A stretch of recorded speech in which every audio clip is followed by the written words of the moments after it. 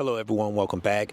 My name is Eric, of course, and I am here in the midst of my walking. I decided to stop for a minute and pull out my camera just to do a really quick review on the movie I went and saw earlier called Sinners. It stars Michael B. Jordan playing dual roles. He's playing the role of Smoke and Stack, twin brothers, and it is an impactful movie, an entertaining movie, a beautiful movie, and a very impactful movie. So much so that I said it earlier on my Facebook post. I did a quick review on my Facebook about how very rarely will I actually go and want to see a movie a second time in the theaters. Oftentimes I'll see it the first time, whether it's great or not, and I decide to wait until after the movie is on pay-per-view or on video where I can actually watch it at home.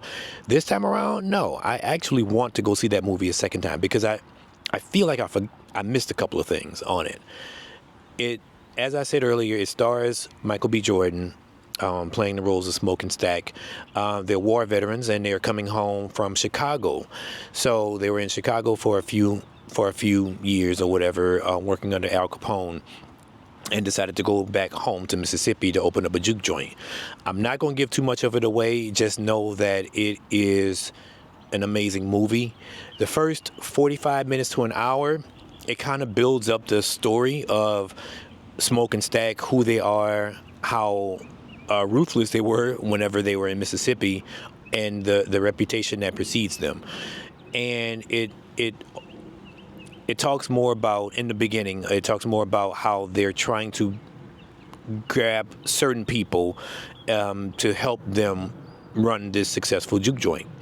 They bought an old building and they decided to just open up a juke joint. Instead of waiting to do it, they decided to do it pretty much the same day that they purchased the building, which was kind of cool. And again, I'm not going to give too much of it away. It was amazing, y'all. I can't even say a lot about it because I don't want to spoil it, but the direction, the cinematography of it, the music, the soundtrack was just stellar. It's by, I think the guy's name is Ludwig Göransson, and if you don't know him, he's actually a really, really, really great producer.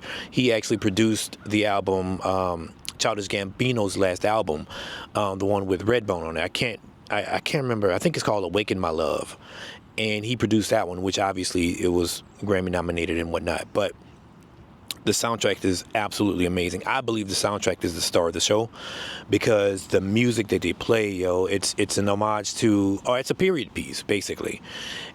Based out of the 1930s in Mississippi, and just the blues. It was just so profound, The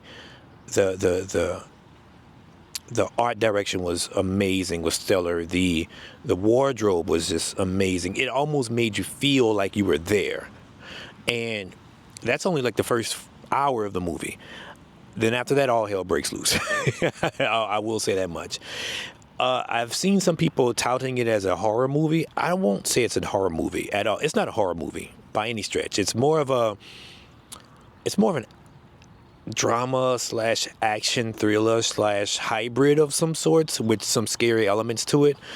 But nonetheless, it's a really entertaining movie. By far the best movie I've seen all year, and probably going to be up there for a while.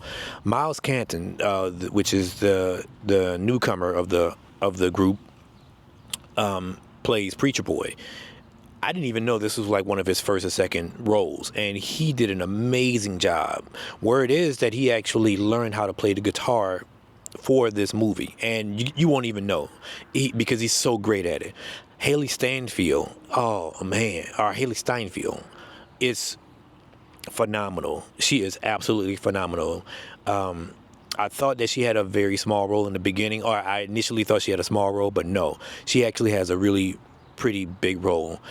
And everyone, Delroy Lindo, just so amazing, he played Delta Slim, a harmonica player that has some ties to certain things, and again, I won't get too much into it. It's amazing, there's a lot of spiritual elements in it. There's one particular scene, which again I'm not going to give it away, where music is being played, and you begin to see all of these different genres, just kind of dancing to the rhythm, and just it was it was a good feeling. The only thing, and I mentioned this in my Facebook post earlier, the only thing is I wish I would not have seen it in IMAX.